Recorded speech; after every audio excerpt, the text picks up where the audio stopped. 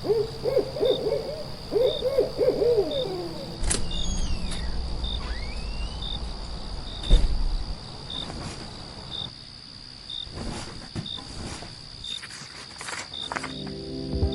listeners, you're listening to the Midnight Readers podcast. Grab some tea, a midnight snack, and cuddle up in bed as we dive deep into today's most popular fantasy, sci-fi, and mysteries. We're your hosts. I'm Lily. I'm Brittany. And I'm Christy. This season we'll be discussing the cultural phenomenon that influenced the entertainment industry for generations with its cult following. That's right, hold on tight, spider monkeys, we're headed to Forks. When you can live forever, what do you live for? This podcast. You live for this podcast. Also, maybe the vampire who takes a shine to an innocent girl. Welcome to Sparkle High. Let's go. In this episode, we'll be discussing Book 4, Breaking Dawn, chapters 8 through 18, where possibly the most infamous scene of the series unfolds, thankfully from Jacob's perspective. Before we get into it, this is your warning for major spoilers ahead. This includes potentially all Twilight materials, including the movies, interviews, and companion books. We're also avid fans of the Moss universe and might accidentally let spoilers slip for other popular romantasy book series as well. Sorry in advance, like the other seasons, this podcast is rated R, so be warned. Also, a friendly reminder to please like, subscribe, and follow. You can find us on Instagram, Threads, Facebook, and YouTube. You can also join our growing community on Patreon for bonus content and more. All right, well, last we left off, we got some crazy news from the most recent wedded couple, our beautiful Bella and Edward, the Cullens, if you will. She's pregnant, and not just with any normal baby, she's pregnant with possibly devil spawn. I did consider calling her that in the opener, but I was like, maybe I shouldn't lead with that. I'm sure Stephenie Meyer would have hated that. Well, she certainly pushes the narrative that this baby is a monster. Which is crazy because she's birthed from her angel, the creation of her angel, right? But anyway, so we open this part of the book, book 2, which I'm not sure why she broke the book up into books, quote unquote, kind of like Act 1, Act 2. But this one is solely from Jacob's perspective, which might I say, thank fucking God. Because can you imagine if we had to read this from Bella's perspective? Oh my God. Christy's like, that would be awful because she hates Bella. But I'm thinking it would be awful because Bella would be like torn apart from the inside out and we'd have to read that. I mean, it's already so bad from Jacob's perspective. Yeah, she probably, I don't know, maybe she was like, men don't need to know what it's like to give birth. Who knows what her damn reasoning was? I mean, I will say, I think it was smart to give us the Jacob perspective because not only do we learn some things that we needed to learn about the pack, we also see what had to happen from Jacob's perspective, like him breaking away from the pack, which we'll discuss later. And it kind of breaks up the monotony of the last 3.5 books. I don't know, I kind of felt a little bit like it was Bella in a man's voice with the whining. I didn't think that. Well, I mean, I think Stephenie Meyer just might be a whiny author. Agreed. I found myself thinking that Jacob was a very distinct character, actually. What do you mean? There were some things about reading Jacob's part that I felt were finally refreshing. Like, even though he whines a lot and that is annoying, that's consistent. Apparently all of her characters whine because Midnight Sun was terrible, Bella's whiny, Jacob's whiny. Ignoring that, at least we got kind of interesting, perspectives. Like, he fights with everyone. He's not willing to just be like, okay, you can do whatever you want. Or, I don't know, at least he's interesting to read. The blonde jokes. The blonde jokes were... His nicknames for everyone kill me. I will give him that. He differs from Bella in the fact that he literally will not give in to anybody. He's the type of person that would cut his nose off to spite his face. Yeah, he's definitely insufferable by this point in the series. He's in a lot of ways. I just wanted to be like, Jacob, shut the fuck up. Yeah. But me too. I also really enjoy the other parts of him. Like, I don't know, I was very back and forth I was like, yes. And then I was like, no. And then I was like, yes. And then I was like, God, shut up. I don't think I was ever like, yes. Sorry. I was really raging about him this week. This I think it's less about me being happy with Jacob and more about reading something more interesting. Yeah, I think there were parts that were frustrating with it, but I like his perspective. I like the dialogue with him better. Yeah. It seems like you get differences versus the same shit over and over. Yeah. I will say the narrator for the audiobook was much better than the narrator for Bella, because she sounds like a 12-year-old and talks like a 12-year-old, and he actually sounded like a man, which is funny since he's like barely a man. Barely a man. If not even. He's 17? 17, 16, 17, something like that. Yeah. Not even. Well, we open the book 2, Jacob's perspective, with a preface. Do you want to discuss this preface, Brittany? Because the person who hates the prefaces? I was just like, again with the dying. She's obsessed with dying and death. It's annoying, but also kind of stupid that his preface is only one sentence long. Yeah, we get a quote from Midsummer Night's Dream, which of course it's Shakespeare. And yet, to say the truth, reason and love keep little company together nowadays, which that's a great quote. And I don't appreciate her putting that in this book. And then we also get life sucks and then you die. Yeah, I should be so lucky, which is very like Jacob Black coded to me. Life sucks and then you die. I should, my bad. It was 2 sentences. Two sentences. What a preface. I will say that by this point in the series, I think that Jacob Black's character is very informed by Taylor Lautner. I feel that because she was finishing the series while the first movies were coming out, it feels like his character really came to, you know what I mean? Like his character in the movies feels a lot like the book character.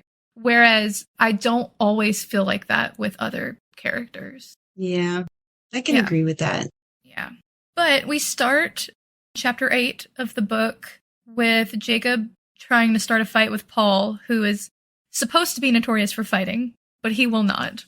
And why will he not? Because he imprinted on Rachel, Jacob's older sister, who we don't even get to see. Yeah. And on the page. The stupid thing is they keep pointing it out, but if you say something is rare, don't make everyone, like, if it's a fated mate kind of thing that's rare. Yeah. Yeah. Don't give everyone a fated mate.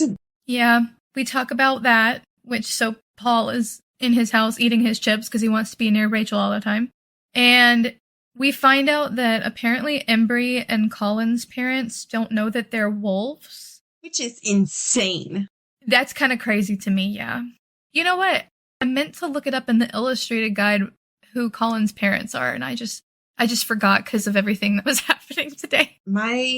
If my child turned into a wolf, I feel like I have a right to know, even if that child was a 16-year-old. In fact, just being in the tribe, I feel like if there are wolves around, I feel like I have a right to know. How would you not know being part of the tribe?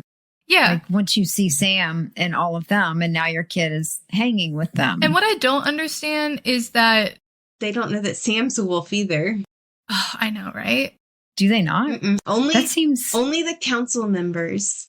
It seems to be mostly the council members, yeah. But they would have to come from those families that had wolves, and they would have to know the stories. So, I don't know. It doesn't make sense. Embry, we know, is a special case. But Colin is related to Jacob. He's Jacob's cousin. So why can't his parents know? I'm very confused by that. I am too. It does not make any sense. At this point, I feel like as soon as a wolf shows up, you're like, hey tribe, guess what? Yeah, I'm still also really, I also still really want to know what Embry's whole story is, like who his parents are. Officially, assuming he's not an anomaly, but I need to know who his dad is. I'm so nosy. I want to know. Man. What if he ends up with Leia You mean Leah? Leah, yeah. Well, apparently Colin thinks that Leah is the most beautiful girl in the entire world. Oh, okay. Yeah, the 12, 13-year-old. How does Sam feel about that? I wonder. But anyway, so poor Jacob, this starts the long section of him just wishing he was dead. He's been waiting for the news for weeks that Bella is either dead or dying. Very morbid. Really have to say, Jacob assumes that Edward killed her in his drive to get some. And I was like, do you not know Bella at all? Right? Do you think that this 100-year-old virgin vampire couldn't wait to screw Bella so badly that he's just, He just can't imagine that she wants to have sex. I know, it's like, yeah, he's got this idealized version of her in his head. He constantly, and I mentioned this later in my notes in one of the chapters, but he's constantly like, the way that Bella describes Edward as this perfect angel, so patient and whatever, and he's constantly describing Bella as she's so selfless and she's so innocent and she's so giving and all this thing. And I wanted to wring his little neck every time he said that she was selfless. And okay, but he also says it in like a annoyed way. In the books, he's like, that's Bella always trying to kill herself. In certain times, and other times he's like, she's such a sacrificial lamb. She's so innocent and all this, and it's annoying. Even the snarky parts for me was annoying. I'm sorry. I don't want to hear about how Bella is so wonderful, and I don't want to hear how Edward is so wonderful. And I just want y'all to take your rose tinted glasses off and just fucking see the person it's right in front of you for real for the first time. This might be a hot take, but I think that Jacob actually doesn't really like Bella that much, especially by this point in the books. I think that he's like, because he doesn't realize he's actually being drawn to her by the fetus, which is very heavily implied near the end of this section, that it's actually not Bella at all. It's actually what's inside Bella, which is horrifying, by the way. Yeah. But because of that, I think that he actually really kind of low-key resents her in a lot of ways for the way that their relationship ended up and how she keeps pulling him in and stuff, but he doesn't seem to recognize that about himself. I get that. That actually makes sense. I get that. But also at the same time, he walks in the house and she smiles at him and she's happy to see him. And he's like, oh, there she goes again, pulling in because she smiled. But that's the thing is he's like, to me, I read it as there she fucking goes again. Like I have to give into that. That's what I am agreeing with you. He's resenting her. But at the same time, he's like, she smiled at me. She must love me. Well, she does. But she does love him. You smile at people you're happy to see. Does not mean that they're romantically interested. And he's like, she's just dragging me back in. Yeah, I don't know. I guess I just saw it differently. But also, I get what you're saying. I guess I just read it a little differently. Maybe it's because you're reading the audiobook. Because it's, how that is. Sometimes the delivery of the audiobook really solidifies it. Yeah. But yeah. I mean, when he said it, it was just like, she smiled at me. Why did she do this to me? Yeah. She's happy to see you because you called her, your best friend. She thinks of you as her best friend. I smile at y'all whenever I see y'all. He's like, God, why is she smiling? I think I read it more as like surfer take, not really serious, but yeah, that actually would make sense if that was Lily. That was the case, that he felt that kind of attraction, like that draw, that imprinting, without realizing that's what it was. Yeah, it kind of feels that way, especially near the end. Yeah, it does. He's like, I don't want to turn back, but I'm going to turn back. Yeah, he's like, he does talk about how he's like, I want to just march out of this house, but instead I'm gonna go sit by Bella because she smiled at me and she's cold. Yeah, but anyway, So in this first chapter, the other thing that we see is Quill and Claire interacting. And I feel like it's supposed to make us feel more comfortable with the fact that Quill has imprinted on a baby, like a toddler, but it does not. It doesn't help the case in any way. No, it makes it seem like he is training her to be the person that he wants. It's just so gross because it's like, it's just so gross. It's like textbook grooming. You can't, of course, this girl will like you if you're around her from the age of 3. Yeah. That's why it's gross. And the fact that she doesn't really also have much of a choice because of the imprinting. It's so, ugh. Yeah. Ugh. Yeah. Icky. And you can make it where she's dependent on you. Yes. And I wanted to know where Claire's mom was. Like, who where is leaves she? their 3-year-old baby with a random teenager, especially a male teenager? Especially that is preparing to sleep with them. Especially if we just found out that Embry and Colin's parents don't know that they're wolves, then Claire's parents definitely don't know that they're wolves. So that means that Claire is here with Quill without any knowledge of what the imprinting is, right? Well, see, I had a question about that.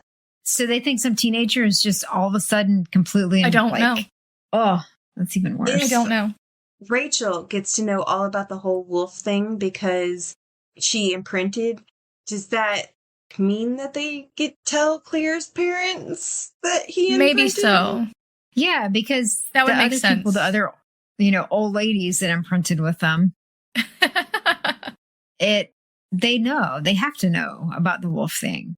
I think that's actually reasonable. That's fair. They probably had to tell Claire's parents. Yeah, because that's gross and ew. Okay, but even if they did, I can't imagine parents... It's still gross. Agreeing to that. Yeah. Here, fine, go babysit my kid. Oh, yeah, by the way, if you are a wolf, and I know you're a wolf, you might have an emergency where you have to ditch my kid. Like, what happened?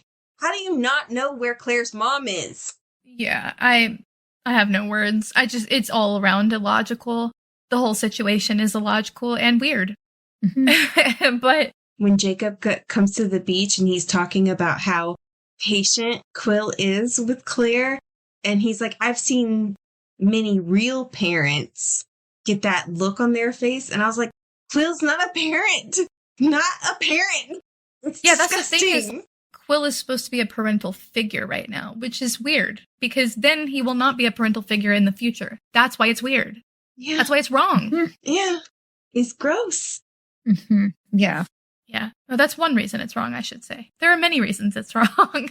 But we find out that Bella is home and alive, and that Charlie thinks that she is just really sick, and that she caught something in South America, and that's why he can't see her.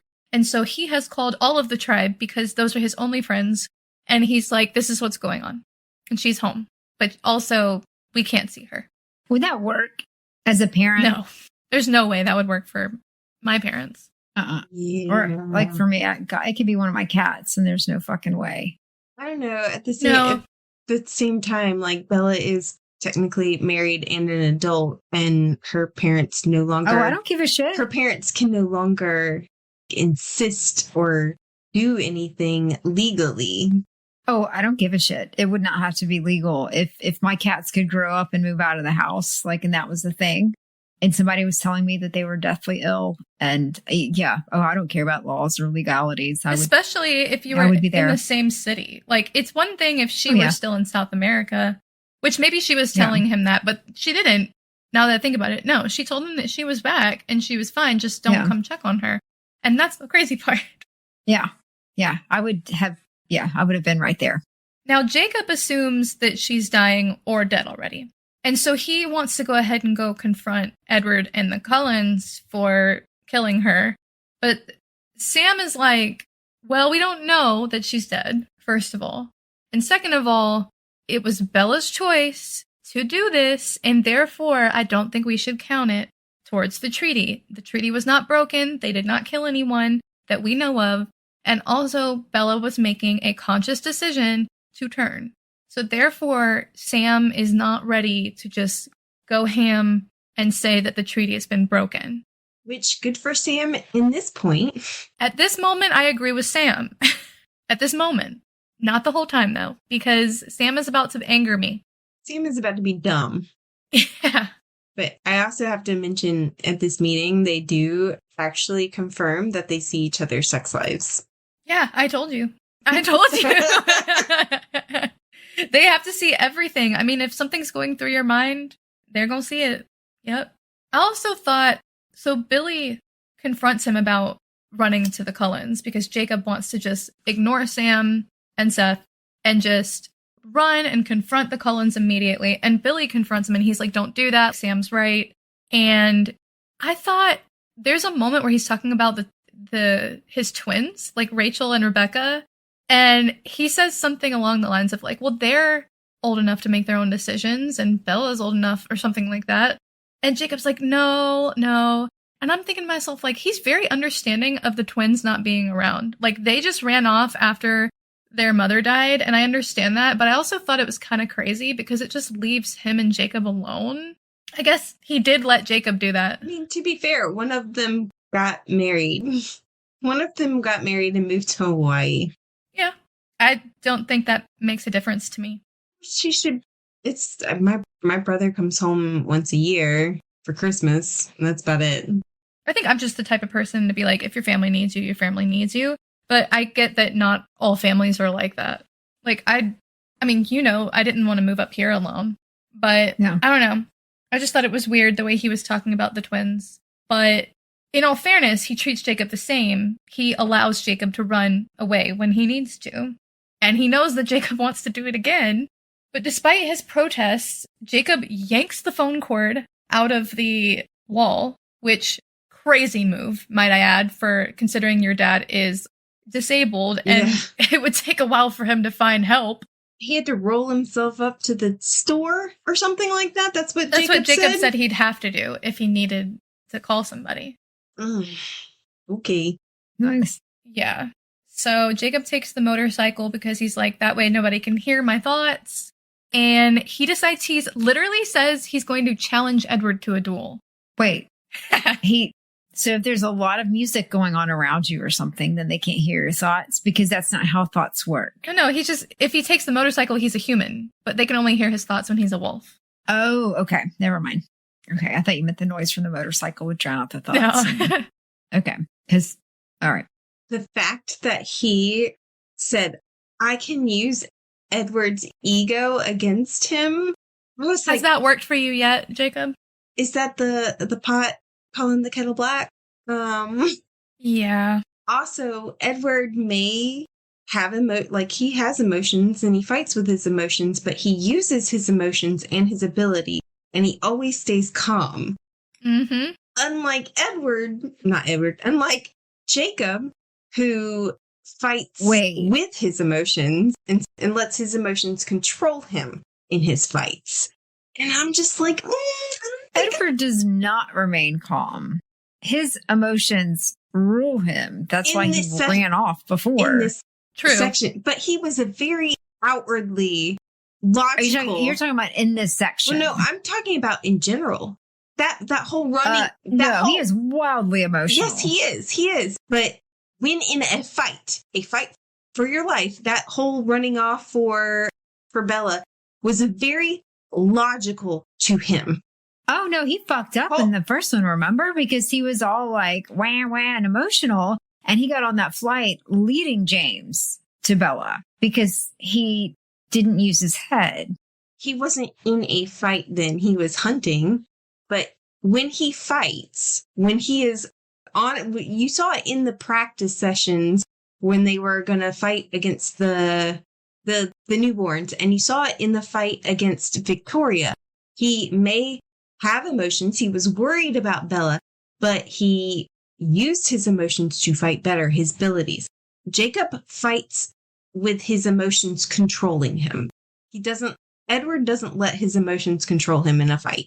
Oh no, I don't think Jacob lets it control him to the point that he can't fight well. I think it serves him in the way that the type of fighting he does.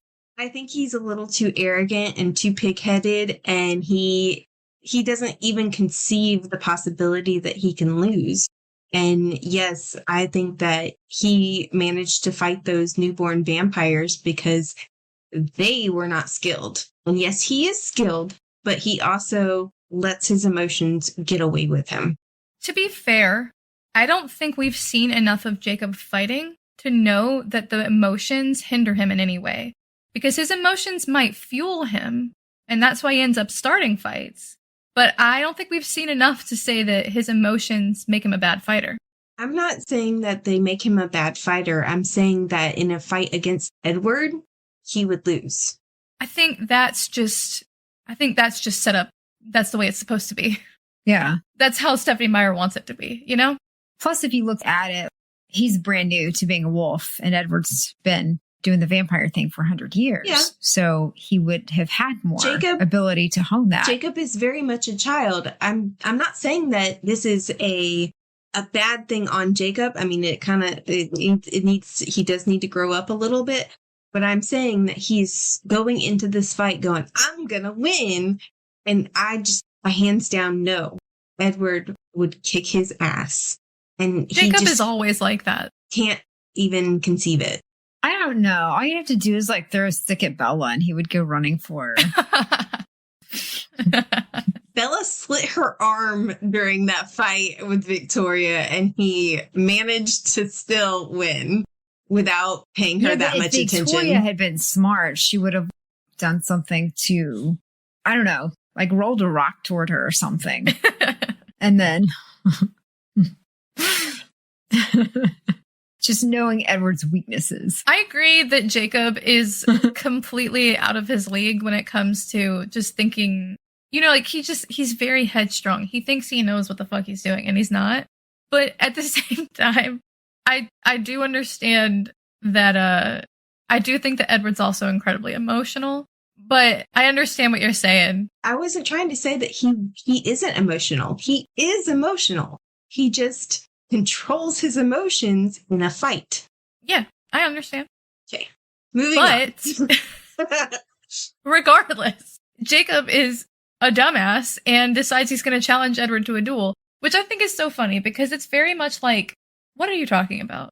It's just like, first of all, a duel, my guy. What is this, the 15th century? And then, second of all, Edward's not going to fight you. Edward's just not going to fight you, mostly because of Bella. But Jacob is met by Carlisle at the door. And I think that this is one of the most interesting parts of the section to me, because I didn't realize just how much Jacob likes Carlisle. Mm-hmm. He seems to respect him in an odd way. And at first, I think Jacob didn't realize it until this moment either. He's like, it kind of hits him that he's like, actually, I don't think I could kill Carlisle. If any of the vampires is safe. He didn't give him a nickname, did he? No, not that I remember. Do you guys remember him giving Carlisle a nickname? The only other name he calls him is the doctor or something like that. Yeah, the doctor, or like the father figure or something, maybe. He says if there was such a thing as a safe vampire, it was the strangely gentle leader. So I just thought that was interesting because Jacob has always been super antagonistic towards the Cullens up to this section. But as soon as he meets Carlisle at the door, he's kind of disarmed, like immediately. Like, that dude took care of me last time. I guess he's okay. Yeah. And the thing that got me was the more he spends time with the family, he opens up to just about everyone except for Blondie and Edward. Yeah, yeah. And he's like, oh, this is why you should never hang out with these people, because you lose your prejudices. Although he didn't say it in those words. Oh, no, they're not foreign to me anymore. Oh, no, it's almost like they're normal enemies? People. Ugh. Yeah, but he goes in there thinking he's going to see like a turned Bella or a dead Bella or something. And then he hears her and he's like, okay, she's alive. She's sick. Maybe she is sick. Yeah. Another thing I thought was really funny about this section is Jacob saying that as soon as he sees Bella's face, he knows what she's thinking because she's so easy to read. I thought that was the funniest thing I'd ever heard, considering Edward cannot read her. He can't read her mind. He can't read what she's thinking on her face. I just think that's so funny because Jacob knows her so well that he doesn't even have to ask. He just knows. Yeah. But Edward doesn't. And if anyone should, it's Edward. Yeah. Yeah. The only thing I would say about that is that I disagree a little bit because he clearly didn't know what she was thinking when he was trying to kiss her. Yeah, that too. But otherwise, he seems to be really good at that. Otherwise. It must be when he really wants something that he's not thinking about what she's thinking. When the wrong head overrides his thinking. Mm-hmm, mm-hmm. The thing, when he was making his plan for, then there's Esme and Alice, and they're so tiny, and you don't really want to kill girls, even vampire girls. I thought that was funny. Shut up. Shut the fuck up. Yes, you do. Yes, you do. Stop being a weird misogynistic prick. Yes. And I know this is answered probably later in the fight, but I'm betting Esme would be a force. Like, if you really actually pissed her off, I cannot imagine protecting her loved ones. Maybe, yeah. Huh? Yeah. I could see her. She would be one of those that was just entirely a surprise. I would love that. Yeah, I could see her going to town if you hurt somebody she loved. Yeah. Yeah. There are some crazy quotes in this chapter. It is one of the I've been waiting to talk about this, actually. This is the chapter that I have been waiting to bring up to Christy because I was like, Christy, I feel like you're not going to like Jacob anymore. And this is the reason why. So after he realizes what's going on, he sees that Bella is pregnant. He's horrified. He is horrified that they had sex. He's horrified that there's a monster in her. Jacob is just overcome. He's just like, what the absolute fuck, right?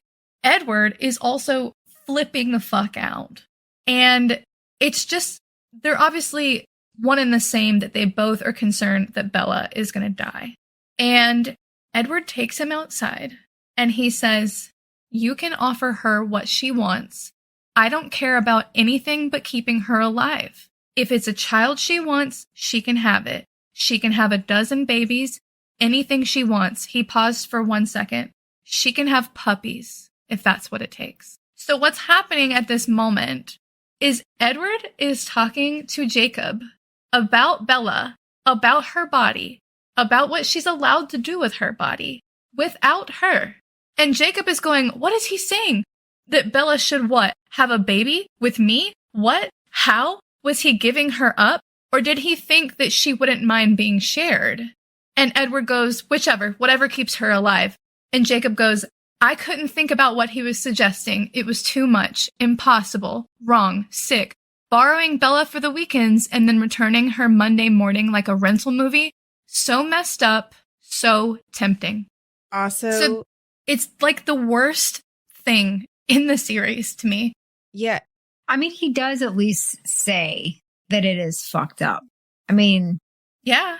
I guess the tempting part would be it is fucked up in the fact that it's not like, hey, this is something you need to ask her about kind of thing.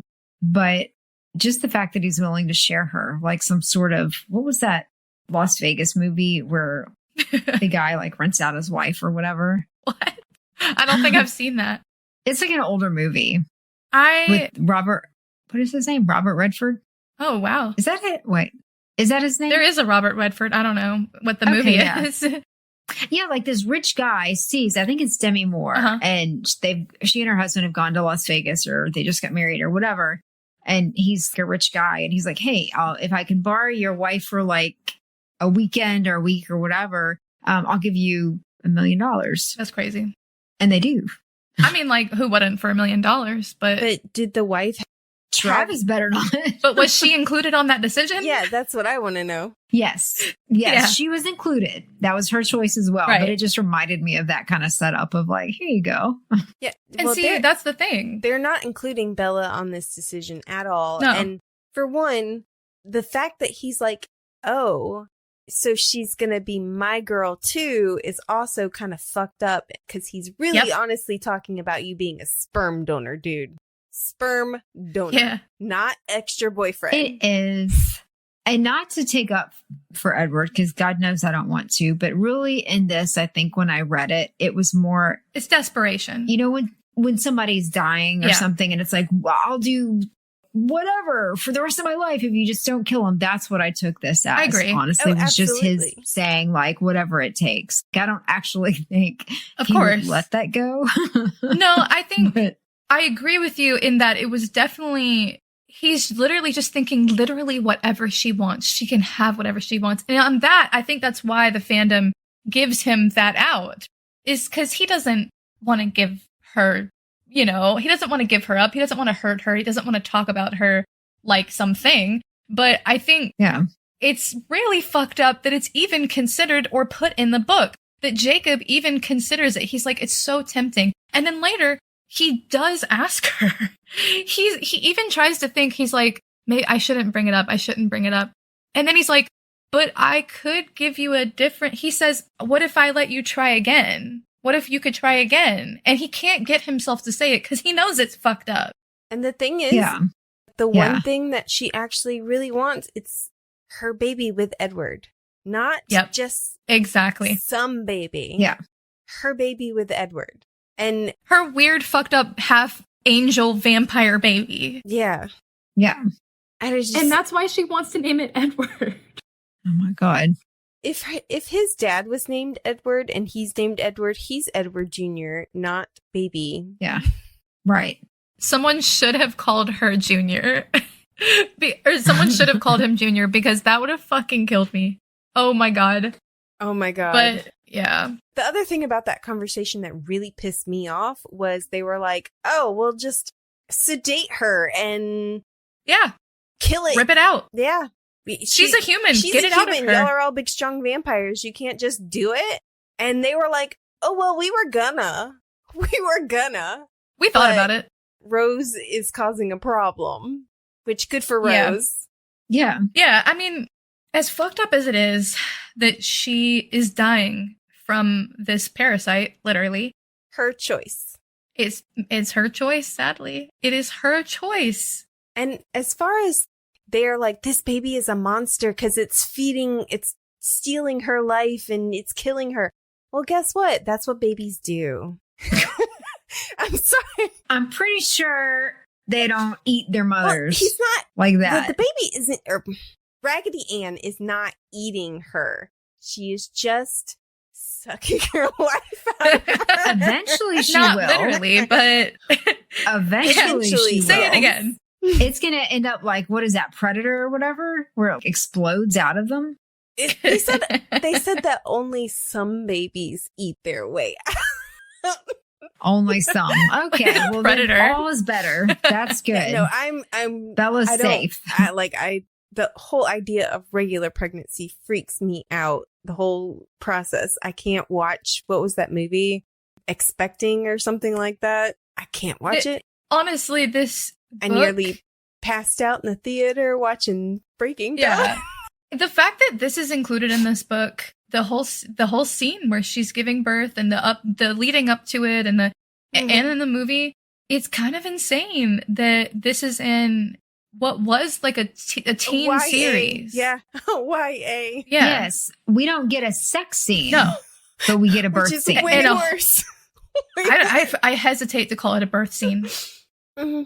I hesitate because it's like, it's borderline a death scene. It's like, it's so awful. Her being eaten alive and dying as this baby is clawing its way out of her, literally breaking her bones because it cannot live inside her anymore. It's the worst. Guys, I'm getting like chills. I'm like, ugh. No, it's just, I want to puke. I want to puke just thinking about that scene. I gotta hand it to Stephanie Meyer. She's a good horror writer. Yeah. I mean, God. But in all seriousness, when a woman gets pregnant, the baby feeds off of her. That's like whatever she puts in her, that also feeds the baby. It's right. in like a sip kind of way. It isn't like chomping on her innards and like breaking through her bones. That doesn't happen until the end. That doesn't happen until the end. And you know what? Some babies rip through their mother's exits. Okay? I think this is like a metaphor. It's a metaphor for giving up yourself for love, right? Yes. But I was just like thrown.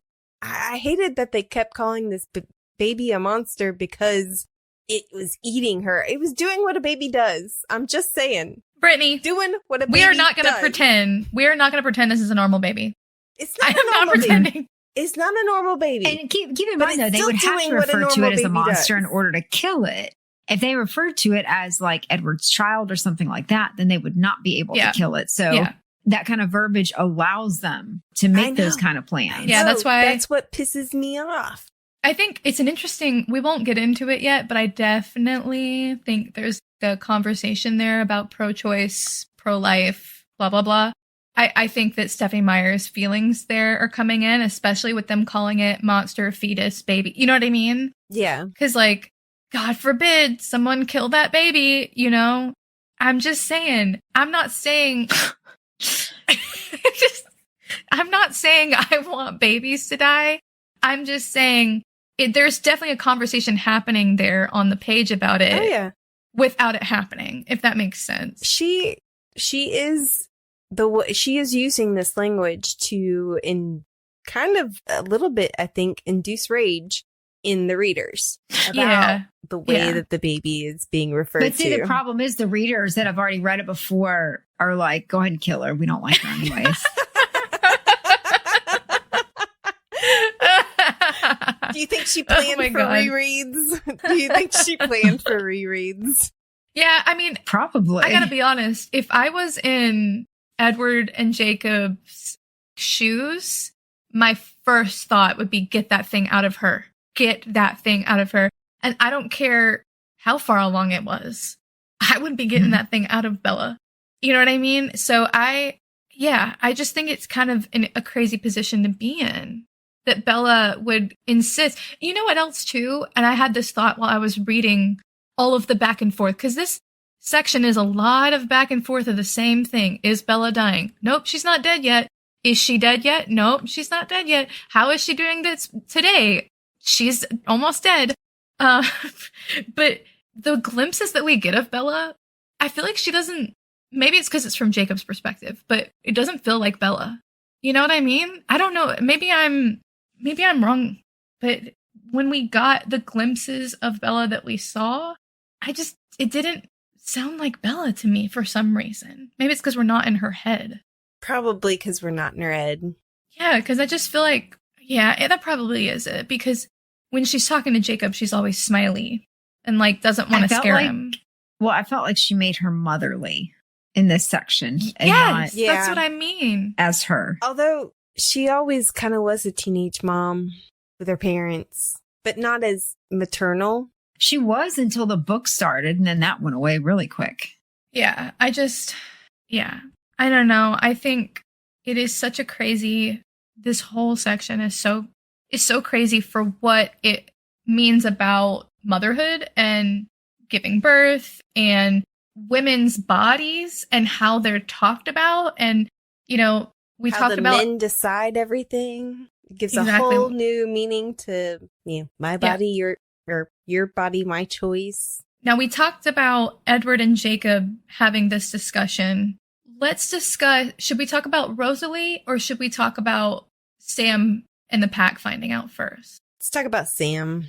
All right.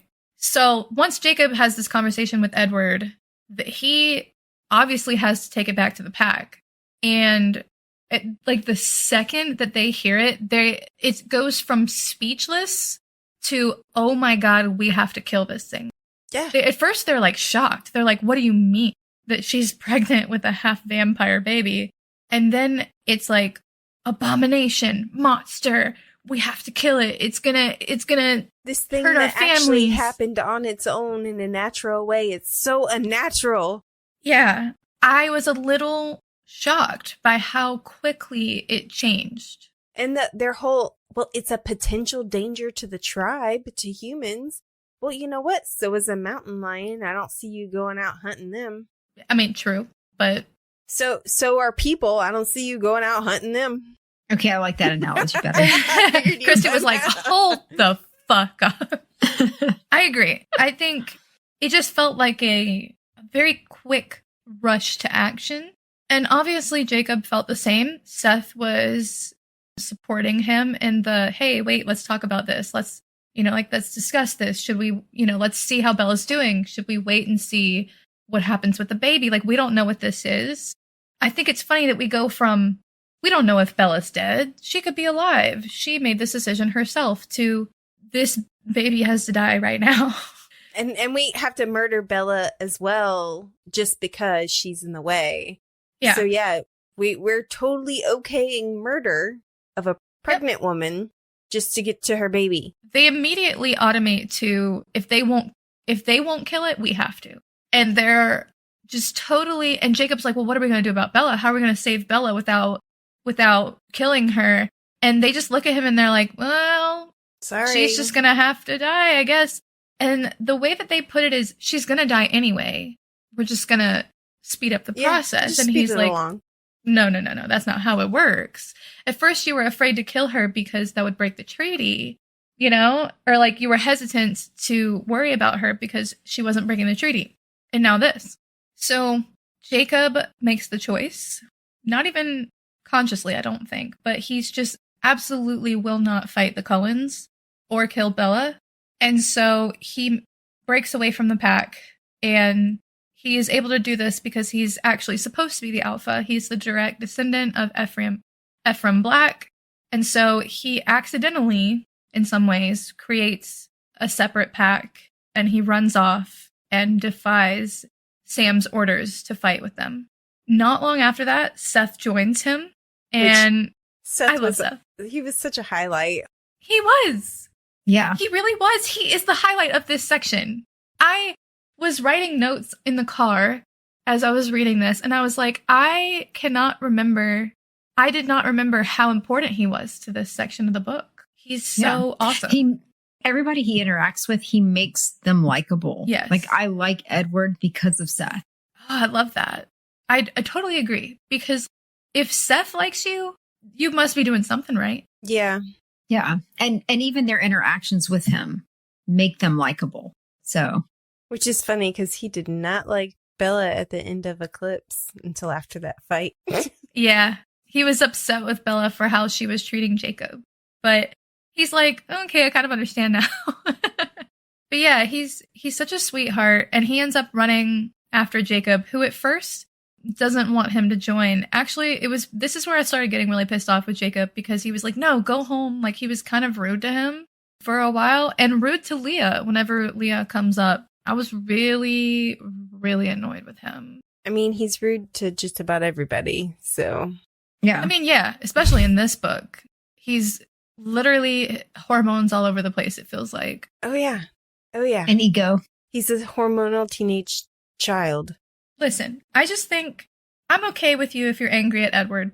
I'm okay with you if you're angry at Rosalie. I'm okay with you if you're angry at Sam. I get it. But Seth? Yeah. You should not be taking it out on Seth. Yeah. Nope. But I think my perception of this book is warped by the movie, because it had been so long since I've read this book. And honestly, I remembered so little of this. And I was glad that I was rereading it because I love Seth. He was just great. I was really enjoying his parts. Yeah, I think they didn't do him as much of a service in the movie. They kind of downplayed him there. Yeah. Okay, because I was about to say I don't remember him much in the movie. He's cut out of the movie almost. That's so stupid. The actual best part of the book. Right. They should have included him more. I know that they cut out a lot of Jacob's portion in the movie. I understand why, but I also think it was dumb, personally. I think it was dumb. I think they should have included some other things about the pack, but he's such an underrated character. Can we also talk about how ridiculous it is that Jacob literally comes over to the Cullens' house, talks with Bella, leaves, goes to a pack meeting that's maybe like an hour or two, let's give it 3 at most, And then he runs back to the Cullens, and then he's like, oh, everything's changed. How's Bella doing? It's been hours. And you're like asking about her like you haven't seen her in years. How's she like doing it was now? overnight. It was only a few hours, actually, because he later on says it's only been a day. Yeah, it's crazy. Well, even then, her condition's kind of touch and go, though, at that moment. She was dying really fast. I mean, Yeah. I get that, but literally, you left, ran back, and went, how is she? It's like... Stephenie Meyer's not very good with a timeline, you know? That was pretty much what, yeah. It's just, it didn't feel right. Well, depending on, too, like just those general, you know, when you are kind of, you don't know what to say, and you're like, hey, how you doing? Hey, how you doing? Because you're like, okay, that's it. That's all I got. Maybe that was all he had. I don't even know what to say. She's dying? Okay, great. Like, it's like, is she dying again? Okay, awesome. Still dying? Awesome. Okay. Anyways, I'm going to head out. Oh, she's got remorse? Sucks for her. Yeah. So, but out of this, so Jacob is now an alpha. I guess his second is technically Seth now. And I did appreciate that he asked Seth what he thought they should do. And Seth is like, well, I think we should go warn the Cullens, but we don't need to fight anybody. And we'll just hope that that the pack doesn't try to start some shit. And they run up on the Cullens, who are immediately concerned about what's going on. But then they explain what has happened, and they come to an agreement that the wolves will kind of sweep the perimeter and keep an eye out so that Sam's pack does not surprise them. And so a couple of them have gone to feed. Carlisle and Esme have gone to feed. And then he meets Emmett, Jasper, and Edward, and he tells them what's going on. And then they come to this like agreement about watching for the Uley pack. I thought that they didn't go feed until later. When they first get there, Carlisle and Esme are gone because they had already gone to feed. But then they go again later. Yeah. I think it's funny that they had to use Jacob's errant thoughts to figure out how to save Bella. Can we just talk about how fucking stupid that is? Because what do you mean? How fucking stupid they are. Yeah. I think you're like, they are in total, because even Victoria, all of that, it was Bella that figured it out. You didn't think of giving a half vampire baby blood? Yeah. Yeah. Also, if Bella's been starving for months... I'm at a loss. Well, technically, she had what her body needed, which is food and but water. the baby made her But she's been up. throwing it up. That's why she's dying. It's because she's been throwing up everything. Yeah, but he's doing intravenous, probably food and water. They only just now so. did that, though. Only just now. And he says that her body is not absorbing it because she's just throwing up and not keeping anything down. I agree that she definitely should have been more sick. Yeah. Yeah, then that makes no sense that she wouldn't, because I think, what's it, just a few days and you die without water? Yes. Yeah. They're constantly feeding her, but she's constantly throwing up. So it's like a back and forth, like, it's terrible. Yeah. And also, if the baby is feeding on Bella's blood, she should also again be dead, because you can only lose so much before you pass out from blood loss. Agreed. But is the baby feeding on her blood, though? It has to be. Because doesn't she have that hard sack around the baby that the baby can't? Yeah, but there's gotta be. There's the umbilical cord. But the baby's not satiated either. Like, that's why when she drinks the blood, the baby's all happy. Which honestly is weird, because if you think about that in that line, she drinks the blood herself. It goes down to her stomach. Yep. How is the baby accessing her stomach contents? The umbilical cord. Through the normal way. Yeah, but okay, umbilical cord. But again, there's that hard shell that they say. So the umbilical cord is probably just as hard. Here, okay. I don't understand Stephenie Meyer's science, but let me attempt to explain some things. Okay. The first thing is that Red Dead Redemption can have both blood and normal human food when she comes out of the womb. So we know that to some extent she can survive off of human food, but it won't satisfy her completely. She needs both. The second thing is that we don't know how the hard shell that protects the baby works. We don't know if that necessarily keeps it blocked off from the rest of her body, or if it is just another form of what already exists in female wombs. Like, it's just like a hardened womb, if that makes sense. I think it's a hardened amniotic sac. That's more what I mean. Red Level Redemption? I called her Red Dead Redemption, which is a video game. Okay.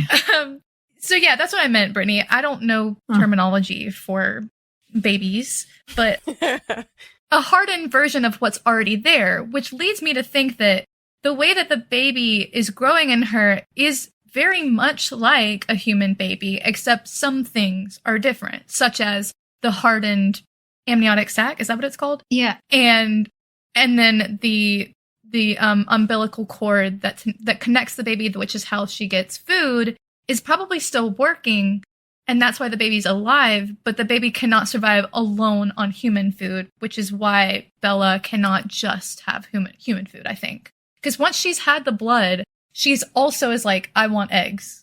Yeah, which is so weird. She gets both. Yeah, it sounds gross, but that's what she gets. So, but also, now that you bring up that, did they take the amniotic sac out of her womb? Because that can fester and kills people if it's not removed. She turns into a vampire. Is that what people eat? Huh? Is that what people eat? They eat cats eat it. No, what's it called? The umbilical cord and like the I can't remember what it's called. The placenta. Yes. Yeah. The placenta. Exactly. But yeah. I don't know, girl, but she turned into a vampire, so she would have been fine. Or maybe it's just permanently in there. Might be, but she'll be fine. Gross. But back to the book. Did that make sense before we move on? Does that kind of... I don't know if that answers the question, but that's how I imagine it. That makes as much sense as it's going to. Okay. Yeah, I agree with that. After Seth joins the pack, Leah later joins the pack. Yay. Which at first they assume she could be kind of like a spy, which I don't blame them for assuming that. But poor Leah, they are so fucking mean to her. Especially Jacob. I do not. I have to say one real quick thing about the blood again. When they tell Bella that they're going to give her blood, she was like, somebody go get me a mountain lion or whatever. And then they're like, no, you need human. And she's like, who?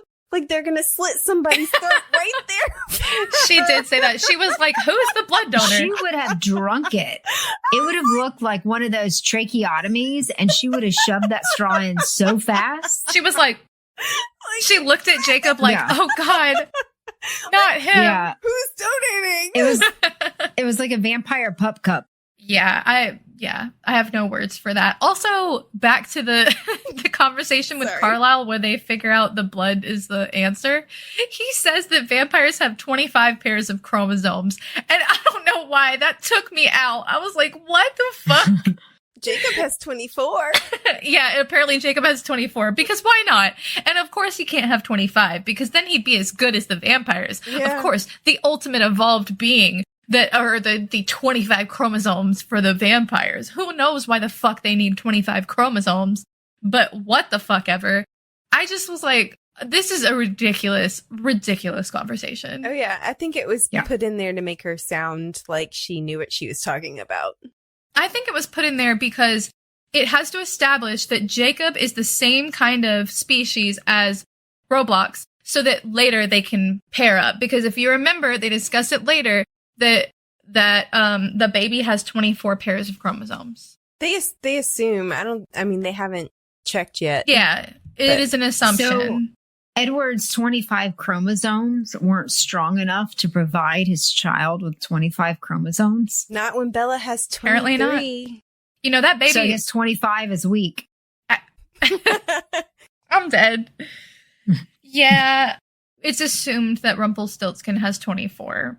The other thing I wanted to bring up was when they were like, Jacob, go get some sleep. And first of all... That made me tired. As you're literally yawning. Bella offers everybody's bed to Jacob, which rude.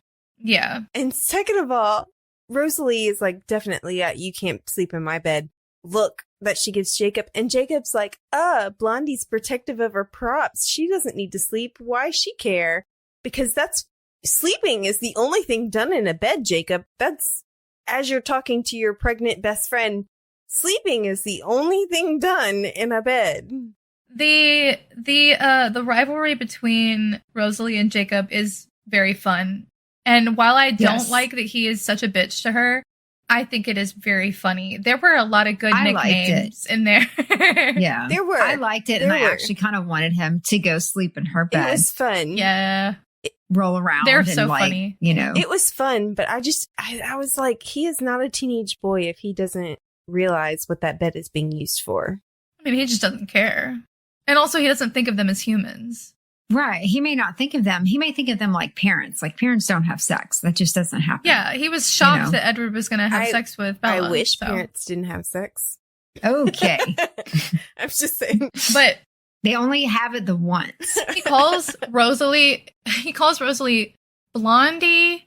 He calls her Psycho. He calls her Sleepless Beauty, which that one cracked me up. Beauty Queen. What else does he call her? There's some good ones. Barbie. Anyway, Blondie is the most common one. Used, yeah. I like the jokes, though. The blonde jokes. I just felt like that was Stephenie Meyer's hatred for blondes slipping in there. There was so many blonde jokes. I love that Rosalie is like cooler than that, though. Yeah, I love that. I love she was like, heard that one, get some new jokes. What did you say, Christy? Oh, I just said she wrote her in a way that actually makes you like Rosalie. Yeah, I like Rosalie a lot. I think she's great. Even though they're fighting, I think Rosalie is fucking badass. And she's such a great character here. She really wanted to do what Bella wanted. Yeah. And it was a little selfish, but also what Bella wanted. Yeah. I mean, she definitely wants it for the baby. But I could actually see a spinoff with like Rosalie and Jacob having to team up to do something. Oh, gosh. That'd be insane. Well, Jacob's going to have to get used to her, huh? Yeah. Mm-hmm. Ew. To go back to Leah, let's briefly discuss that Leah has joined the pack. We got a lot of Leah scenes in this section, which I enjoyed because I think she's an underappreciated character. I think she's also a deeply misunderstood character, partially because we have to see her from Jacob's perspective. So if you... A lot of her shit is just, she's kind of tragic. She has the worst story. She's always angry because literally nobody is nice to her. I don't know why Jacob is so mean to her. He seems to blame it on the fact that she's always bitter, like in a foul mood, but who wouldn't be in her situation? Yeah. Having to witness Sam's sex life with Emily and all his thoughts, all his lovey-dovey thoughts. But also, she joins this pack after having gone through the breakup with Sam, not understanding what was going on. She didn't have any clue. Then she's thrust into the pack against her will, is forced to see what is going on between Sam and Emily, because not only does she learn everything that happened and then has to kind of accept it because it wasn't even Sam's choice, then she also is thrust into having to witness it over and over again through Sam's eyes and everyone else's eyes. Then she has to hear him constantly think about it and also think about the fact that he kind of wishes she wasn't there because it's hard for him and it's hard for Leah.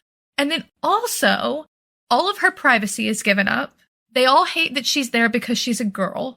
It's weird now because she's a girl for all of them. They think she's weak. She's the weak link. They always want to leave her behind. Literally everything about this situation for Leah is shitty. Yeah.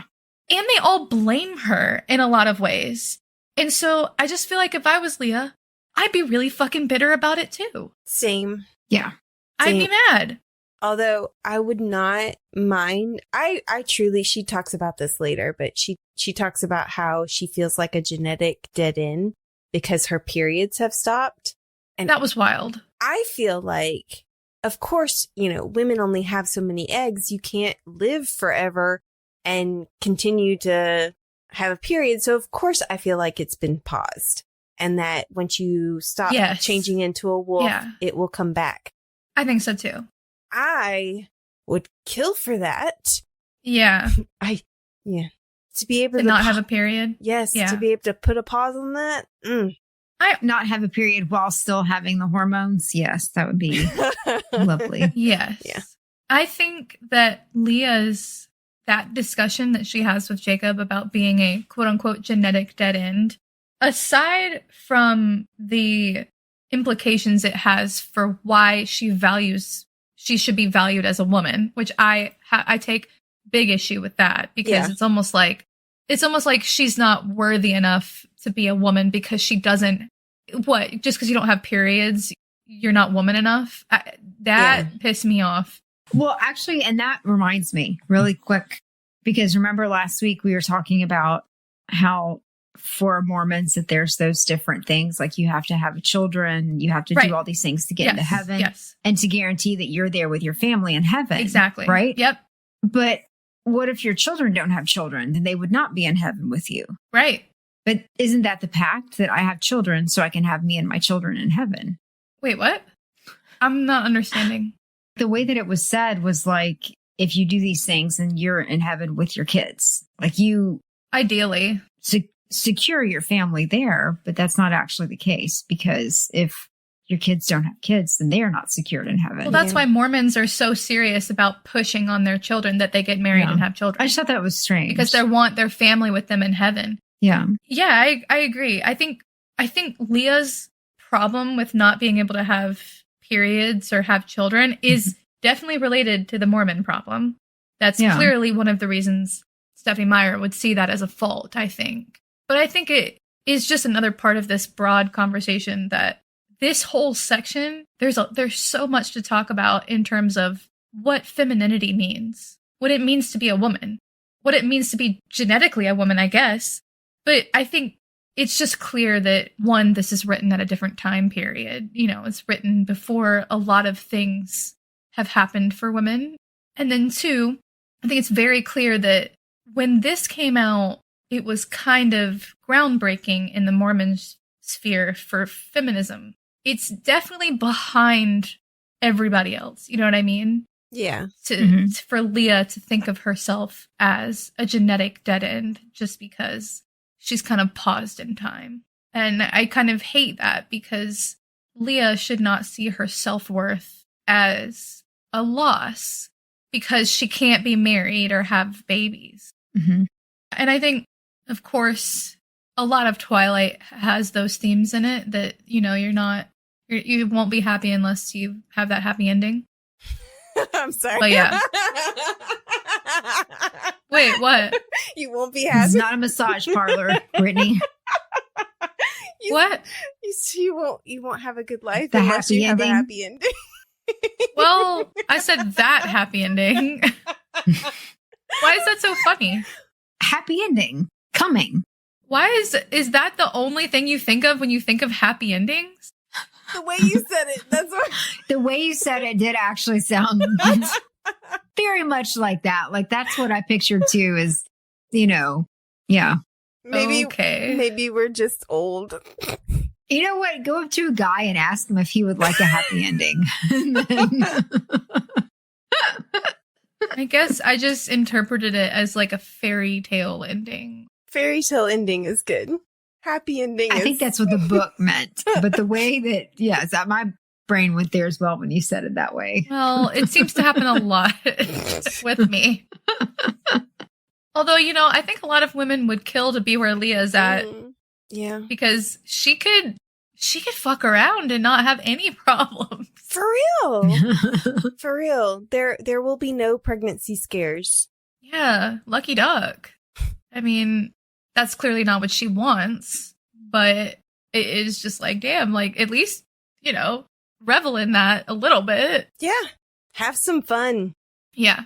But the next thing that happens after Leah joins the pack is we do get this meeting with Jared, Quill, Paul. Is Paul there? Yeah, Paul and Colin. Which, at first, Jacob is like, why is Colin here? Why did they send Colin? Is it like are they trying to get me off guard? Or are they trying to play something? Like, trick me? And it turns out it's probably because Embry really wanted to come, and he wants to, probably is very quick or close to peeling away from the Uley pack, and they did not want him to do that. which is fucked up. He should be able to choose which pack he wants to be in. And I was like, okay, why aren't Quill and Embry joining Jacob's pack? And while I get their logic of Quill has to be around Claire, is the Uley pack really gonna keep Quill from Claire if he went and joined Jacob's pack? Yeah, I think that's kind of ridiculous. I think it's because it's a territory thing, but even then it's not a good reason. But why would they send Jared to do that? He's the one that is a hothead that doesn't make good decisions, and yet you're going to send him as the negotiator? Paul is the one. Yeah. Paul is the hothead. Oh, Jared. Oh, I thought it was Jared. Paul is usually the one that starts fights. And Jared well then never mind. A freaking asshole. He makes some low blows here, and then she's fucked up. Yeah. He does. He totally tries to manipulate Seth and Leah. He says to Seth, Sue is just like heartbroken and she wants him back. So soon after your dad died. Mm-hmm. Yeah, that's fucked up. And for Leah, that Sam wants you back and calling her the nickname. That that's bullshit. Me off. That pissed me off. I was so happy that she was like, I'm gonna fuck you up kind of thing. Because that was so low. Like, for her, they all know that she's still in love with Sam because they all know. And for him to sit there and go, Sam wants you back, implying that he wants her back in the way that she wants to be wanted. Yeah. Which is not true. Yeah. Yeah. It's really fucked up. And I'm proud of Leah for being like, fuck you, fuck Sam. Yeah. Fuck the pack. You know what I mean? And she tells Jacob later that that's one of the reasons she left, which I don't blame her at all. I would not want to be in Sam's pack if I had the choice. Same. Yeah. I mean, she's lucky she got to escape, in my opinion. Yeah. And I think Embry probably is very close to jumping ship too. But anyway, we do get a couple of back and forth chapters where Jacob's just like checking in on Bella.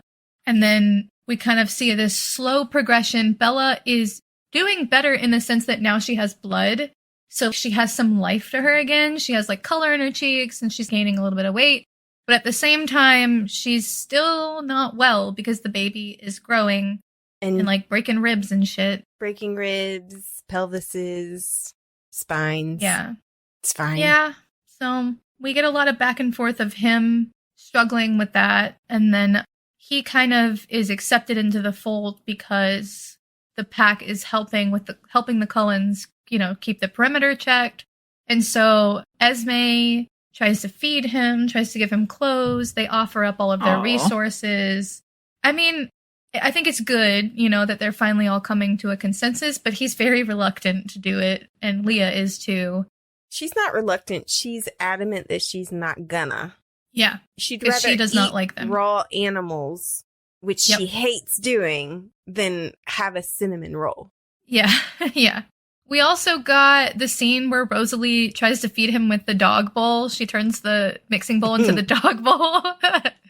And then he throws it at her. You got food in my hair. That scene was cut from the movie, and I wish they hadn't cut it because it was so funny. Right. Oh my God. The two of them. Yeah, they are great. The last thing that happens before we really get the pregnancy scene is that Edward hears the baby's thoughts. The baby finally grows enough that it can think for itself, and Edward can hear it. And this is the moment that he kind of turns and he's like, oh my God, this is my child. I can no longer consider it like a monster. And Jacob's like, I should have known. I can't trust you. Like now you're on her side, He said, I counted on him to hate that revolting thing killing Bella more than I hated it. And he kind of turns completely over because he can hear the baby thinking. And can I just say, there's this scene where they're having that moment and Edward's like, what were you thinking? What were you thinking? And he's trying to discern if he can hear Bella's thoughts or the baby's or whatever. And she says, I was just thinking of Esme's island and feathers. Yeah. And I'm like, girl, you're thinking about sex right now? Yeah, the baby literally broke your ribs, and you're sitting there with broken ribs, and a fractured pelvis or whatever. And It's crazy. she's like, I'm going to remember all the good times where I was getting it. Yeah, I do not know. You know, only Bella could. Only Bella could. Also, can we talk about what she does with Charlie? I think I that's know. fucked up. She's been calling him and giving him updates, telling her that she's feeling better. And it's like, both Jacob and Edward agree that that is kind of fucked up because it's like giving Charlie false hope for when she dies and then she won't be able to see him again. And they're all like, what is she thinking? But Edward just lets her do what she wants now because she's like dying. They were like, she's not allowed to tell Charlie that she's going to be a vampire because it'll be dangerous for Charlie, much like it was dangerous for her. But she hopes he'll guess. Yeah, she's hoping he'll guess what's going on with her. I understand. Still puts her him in wanting- danger. Well, Yeah. he could take Charlie, or she could take Charlie to the woods and do it like Edward did her. Still puts him in danger. Yeah, I mean, I understand her wanting him to know. Say it, Charlie. Say it. Say it. How long have you been 19? A month. A year and 2 months. Oh my God. But yeah, I just thought that was not cool. I also don't remember. I thought that the chapter 17 was kind of stupid, where Jacob gets really upset that Edward is now on Bella's side, clearly. And he just runs off. He takes one of the cars and like runs off and he's trying to imprint on some rando because he's like, I just want to feel better. And I'm like, this didn't need to happen. Yeah, the Aston Martin, too. Of course, Specifically. we have to remember that it's the Aston Martin. Well, because But why does he have to imprint? He likes this girl. Why can't he just fall in love with her? I think the idea is so he doesn't have to think about it. So she doesn't have a choice and he doesn't have to work for it. Well, no. he's got it in his mind that he can't fall in love because all he can see is Bella. And the only way to get over Bella is to imprint on somebody. Yeah, because then what I'm trying to say is then he wouldn't have a choice. He would just have to think about this other girl and Bella would not even be on the table. That's what I was trying to say is that Jacob doesn't want to have to think about Bella anymore because he thinks that he will never not be in love with her. Yeah. So he's like, why can't I just print on someone and just get it over with? I just won't have to worry about Bella anymore. And we know later that that's because Bella is harboring your future mate. Yeah. Ew. Which that previous conversation was also where we got the name for the first time. Yes. Renesmee. Raggedy Oh my God. Ann. It was either Edward Jacob or Renesmee. Are you fucking kidding me? Yeah. Those were your only options? That's the best you got? Yeah. Yeah. That's the best you got. Also, I hate that she's so Junior. insistent that it's a girl, that it's a boy. Yeah, something about that annoys me. Yeah. Why would her dreams have been so far off? That doesn't make sense. Yeah, I mean, I think what annoys me about it is like, why can't it be a girl? And obviously, I don't think Bella's against it being a girl, but she's so convinced So adamant. because of her dreams. Yeah, and I think really she just wants a mini Edward. Yeah. Yeah, Same. Yeah. Oh God, that's gross. Yeah, I think she just really wants a mini Edward because she's imagining this like angel child. Angel child that she wants to do. No. Well, a mini Edward. I mean, my God. No, I think she just wants a version of Edward that she can love, like most people want their children to look like their partners because they love them, Do they? Yeah. I would think so. Like That would be creepy to me if I had a child that looked just like Travis. Well, like that would be like, no. You're taking No, this too put you literally. back in. Let's go for another. No, that's not what I mean. I think it's more like when you see your child, you're reminded of your love for your partner because they look like them. Not that they want another. Yeah, that would be fucking creepy version. because then I would also look at Travis and be Oh like, my hey, God. how's it going? Oh God, you look like my child. Oh my God. Like, To be And fair, this is why you have cats. this is-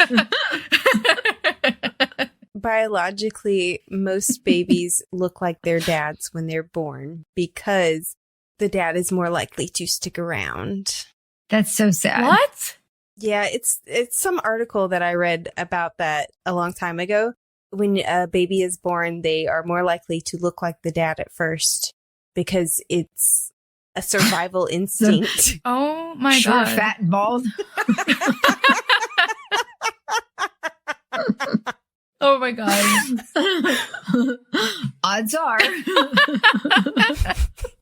If you look at pictures of my brother and my dad when they were both younger, they look identical. People have always told me that I look like my mom. So, I mean, I've always looked like my dad, I don't, especially when I was a kid. I don't Me see too. it, Even now. but Me too. Apparently mine. The universe thought I need a little extra protection, so I just still look Same, like my dad. girl. Same.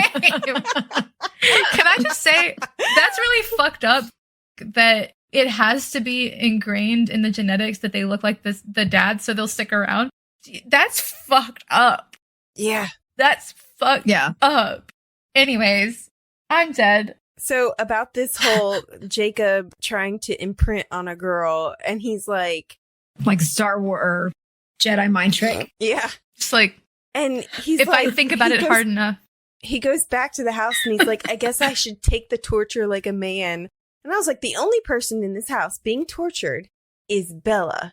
And she Yep. is doing it silently, or mostly silently. So shut the fuck up. I agree with that. Yeah. Mm-hmm. Like, get over yourself. It is not that bad. Get over it. Either you care about her or you don't. Yeah. Which, let's talk about the birth chapter. Do we have to? We gotta. Do we have to? Do we She have had to? birth. It's okay. She, Boom. Done. It's so iconic. What? It is the most iconic scene in the series, dare I the say. movie made me want Come to on. puke. It is. No, the most Literally iconic lightheaded. scene was the sparkle scene. Yeah. I'm a monster. Well, As if you could fight me off. by iconic, I feel like I mean more that a lot of people, when they think of Breaking Dawn specifically, but Twilight also as a whole, they think of this scene because so many people were traumatized by it. I was traumatized by it. Poor Brittany. I was very traumatized. Christy, you reminded me that in the comments, you reminded me that what we tried to like gaslight the shit out of Brittany about the scene. I was like, no, it wasn't. No, it wasn't. I was like, And it I was wasn't like, I that don't bad. remember that, I but, saw you it. know. It wasn't that bad. Can't really trust my memory for that. I already have a thing about pregnancy because my mom came home with like her stomach taped together, and she was like, "Oh, that was where they cut me open to take your brother out," and that traumatized me then, and this traumatized me more. Well, this is the gnarliest C-section we'll probably ever see. I do have to say, they really thought that they were just going to have the baby. Did they think that she was just going to give birth to the baby? Because I don't know. I know that they kind of went back and forth on that the baby would crawl its way out, like claw its way out. It's like Puppet Master.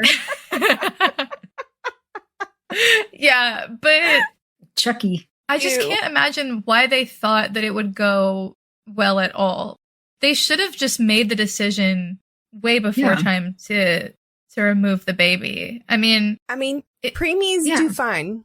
Yes, that's what I was thinking. I was like, if they think that it's established enough, well, yeah, just go ahead it's and growing and get it at out. a much faster rate. So that thing should have been more than 9 months gestation at that point. Exactly. So really, they should have.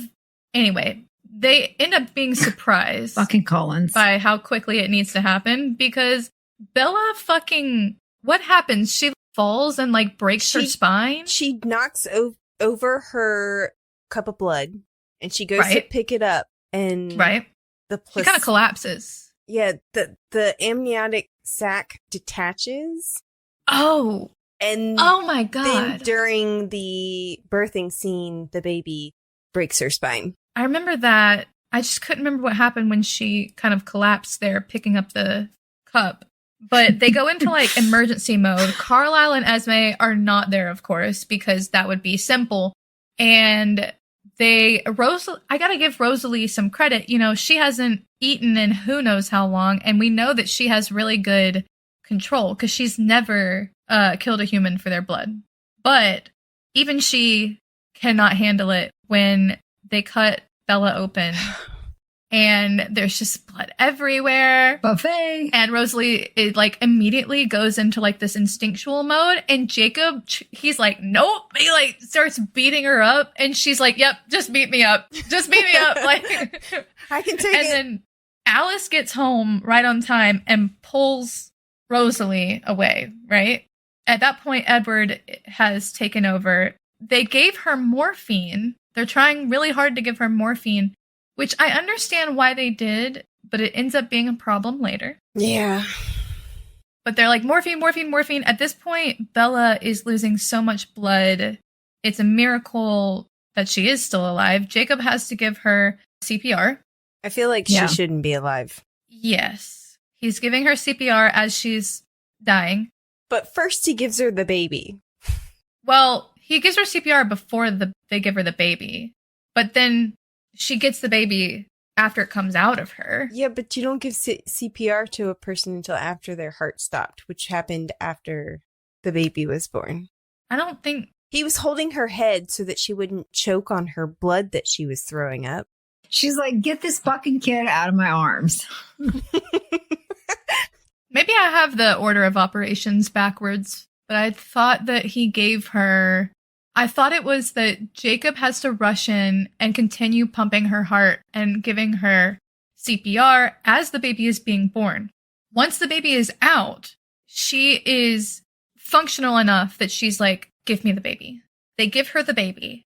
And it's like the last thing that she's able to do before she collapses because the baby tries to suck her blood immediately, tries to bite her boobie. And then Edward, in the politest manner possible, is like, no, Renesmee. And then like takes her away. And I'm like, girl. Motherfucker. Down. Girl. And We then don't do right that. after that is when she flatlines. But that's the thing. I mean, he may have given her CPR. You don't give somebody CPR when their heart is working on its own. But Yeah, you're making a good point. I just thought that that's how it happened. I thought it was afterwards too. They take the baby, like she flatlines, and then because that's when he sticks the needle in her heart with his blood. His venom. Yeah, I guess I just am wrong. Well, whatever. His liquid. His his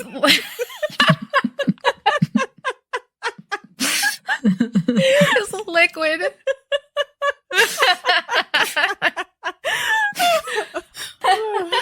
Yeah, his liquid.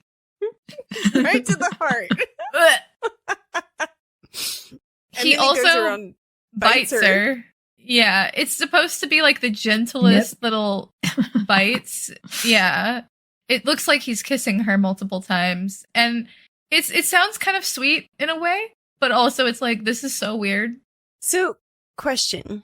She has that crescent-shaped scar on her hand where James bit her. Right. So, does this mean that when she actually becomes a vampire, she's going to have all those vampire scars? Yeah. Bites They should. on her? I think it's supposed to mean that. Well, yeah, I guess it's supposed to mean that because Jasper has all of his, but I don't think it's ever mentioned. Because I was going to say, well, she was a human when she was bitten by James, so if she's becoming a vampire, she's supposed to become perfect. But I guess because Jasper is bitten after he's a vampire, then you could argue, well, that's because his body is unchangeable. So in theory, you could argue But all of her scars would go away until she's a vampire. the definition of a scar is like new growth of skin? Girl, I think you're making too much logic. You're looking for logic where there is no logic. Yeah. Thank you. I was like, that's logical, but that's not what's going to happen here. There is no logic. This motherfucker has 25 chromosome pairs. Nothing makes sense. Okay? Oh. He injected venom. He injected his liquid into her heart. I couldn't say it without laughing. Straight to the heart. Liquid straight to the heart. Anyway, Renesmee is born. His silvery liquid, by the way. His Yeah. very silvery liquid. And Renesmee is born, and Jacob sees it, and his life is complete. Mm-hmm. Which the second He's like, baby wife. ew. No, At first he was like, okay, so obviously Bella's dead because I no longer feel pulled to this body. Right. Like, I'm out.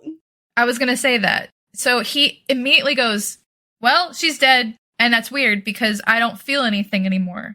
And that has to be because she's dead. But it's because the thing he was pulled to has been removed from the body, which is that so whole weird. statement is gross. It's weird on So many gross. levels. It's very gross. And not just because Revenge of the Sith is born now.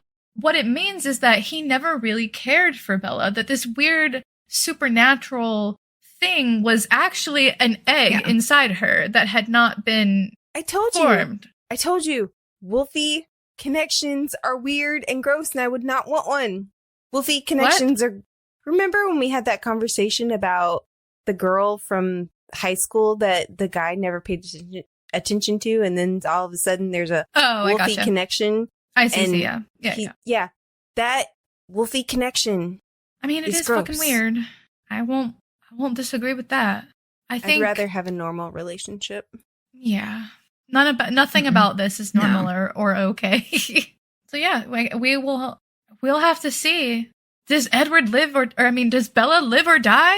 Find out next episode. No, I'm just kidding. I mean, yeah, it's kind of implied at the very end of this section that, her heart starts beating again. And yeah. Yeah. So Jacob sees Renesmee and his life has changed. We know that Rosalie is holding it and loving it, giving it attention. Anything what did I say? What? Well, we stopped at the part of Jacob, and then you talk about loving it and holding it. Just fucking.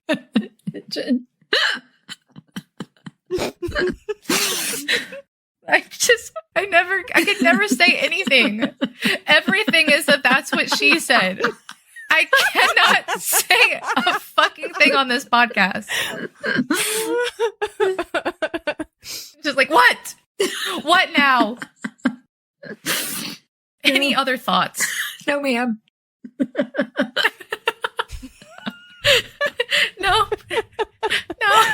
ma'am.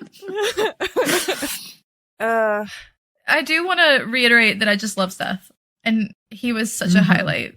Yes. Of this section. Last thing, Christy, you kind of brought it up in the notes, but it made me wonder, do you think the different types of blood taste different, like different flavors of ice cream? That was, because they used the O negative. Isn't that the important shit that you need at a hospital? And that motherfucker took it for her when he could have known what her blood type was. And of course she's the special one, right? Like, what if her blood type is O negative? Well, I think that's probably why they took it. She's not unique enough for it to be O negative. She's like an AB. AB is like the rarest. I was about to say, I think that's one of the rarest. Well, then B, I don't know. A? She's like, what? She C, can't maybe? be an A. She can't be an A. I think it's O positive is the most, I think O positive is the most common, and O negative is the one that everyone can receive, I think. That's why. Blatantly, I don't know. And that's probably why they gave it to her, because O negative is the one that doesn't fuck with anybody's system. Yeah. There's a few things that I didn't like in the chapters that were just kind of nitpicky. One was when Jacob's talking to Leah about her being a quote unquote genetic dead end. He says, "Since when are you a breeder?" I thought that was the worst fucking way to fucking say that. I was like, Agreed. Excuse me? Okay, so just because she wants to eventually have a child someday, she's a breeder? Really? Agreed. God, Jacob was so awful in this section. He was. And then, what else? There's a section, in the section where he's trying to imprint on a random girl, and he's just out talking, or he's out just looking around, and this girl approaches him, and she's asking about the car. And he was like, she's nice and she knows cars. Why can't I imprint on her? And I'm like, is this what Stephanie Meyer thinks like a guy wants? Is like a girl who's into all of the things that he is into? Of course. Is that why she likes cars? And if you want to imprint on her, why don't you just try dating first? Yeah. And I will say this about Jacob's attitude towards the vampires. the derogatory comments that he makes in his head did get on my nerves. Yeah. I don't know. Something about somebody being judged harshly and unfairly pisses me off because literally Jacob has no standing for these thoughts and comments and beliefs about the Cullens that he just wants to believe. And it's constant. Like, ugh. I hate it. I did think his eventual acceptance of them is kind of funny. The way that he starts calling them nicknames and starts coming around, like he calls Alice Shorty or whatever. I think it's cute. I did love that she used him as a Tylenol. Yeah. She's like, come back in here, Wolf. Yeah. Any other thoughts? Nope. All right. Well, we'll end the episode there. I would love to hear anyone's comments on this episode. So I hope that... What did you think about the birthing scene? Did it traumatize you? Yeah, we are so wrong for gaslighting the shit out of Brittany. We hope that you'll join us for next week's episode, and we'll be discussing Breaking Dawn, chapters 19 through 25, so a smaller section. New episodes drop each week, and don't forget to check out last season's discussion on the Empyrean series, available now. Please remember to like, subscribe, and follow us on social media. That like and follow are super important for us to continue to bring you new episodes each week, so please, please, please do so. You can also support us by joining us on Patreon. Thank you for listening to the Midnight Raiders podcast. We'll see you next week. Happy reading, listeners. Don't stay up too late.